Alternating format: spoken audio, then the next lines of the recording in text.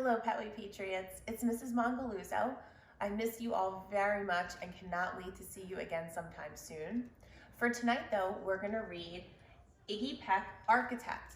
So snuggle up, get nice and cozy, and listen to the story of Iggy Peck, Architect.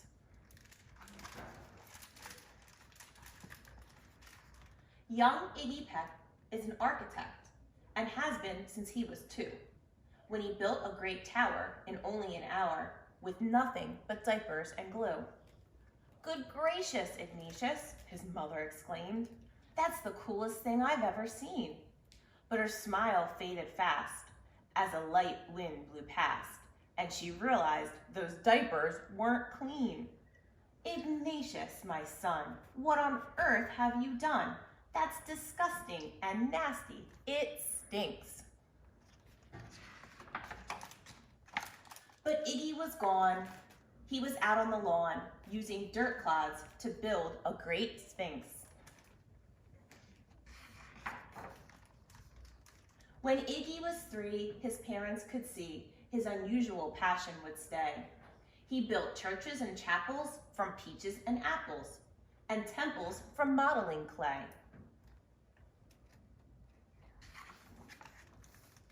At dinner one night, to his father's delight, Iggy got a bright gleam in his eye, and out on the porch built the St. Louis Arch from pancakes and coconut pie. Dear Ig had it made until 2nd grade, when his teacher was Miss Lila Greer. On the very first day, she had this to say: "We do not talk of buildings in here. Gothic or Romanesque, I couldn't care less about buildings ancient or new." She said in her lecture about architecture that it had no place in grade 2.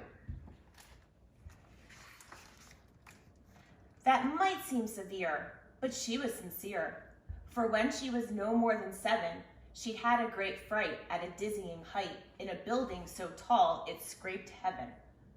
On an architect's tour of the 95th floor, young Lila got lost from the group. She was found 2 days later in a stuck elevator, eating cheese with a French circus troupe. After that day, it's quite safe to say, she thought all building lovers were nuts. As a teacher, she taught that above all, one ought to avoid them. No ifs, ands, or buts.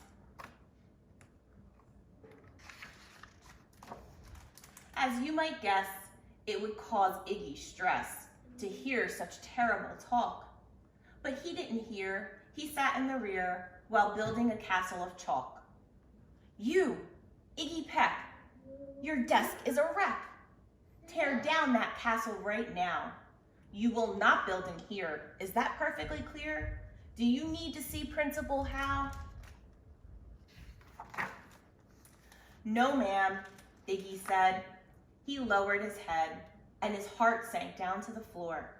With no chance to build, his interest was killed. Now 2nd grade was a bore.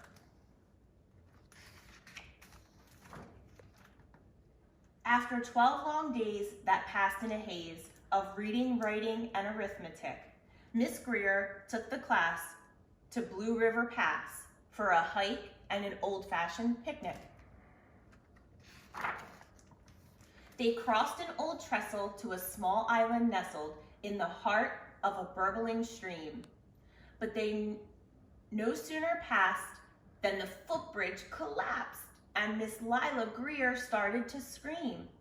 "We're trapped here, oh my, alas, kids, goodbye." Her eyeballs rolled back in her head. She dropped to the ground with a vague groaning sound, luckily fainted, not dead. The class was amazed. They stood there quite dazed, uncertain of what they should do. But one bright young man was off hatching a plan, which started with Miss Lila's shoe. Soon each lad and lass there at Blue River Pass was working together as one. And when she came to, Miss Lila Greer knew that something quite brave had been done. She looked in the air and saw hanging there a structure with cables and braces. And on the far side, beaming with pride, were 17 smiling young faces.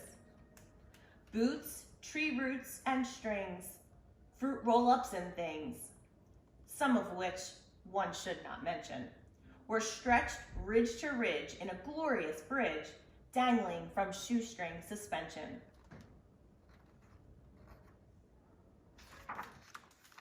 It all became clear to Miss Lila Greer as she crossed that bridge over the stream that there are worse things to do when you are in grade 2 than to spend your time building a dream.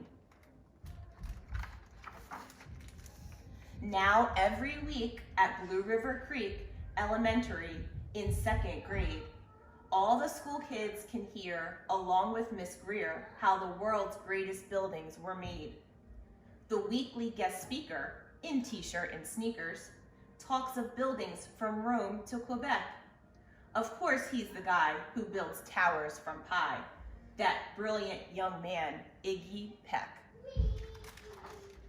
So to all my Petway Patriots, keep working towards your dreams. I know you're working hard at home, and again, we miss you so much. Good night.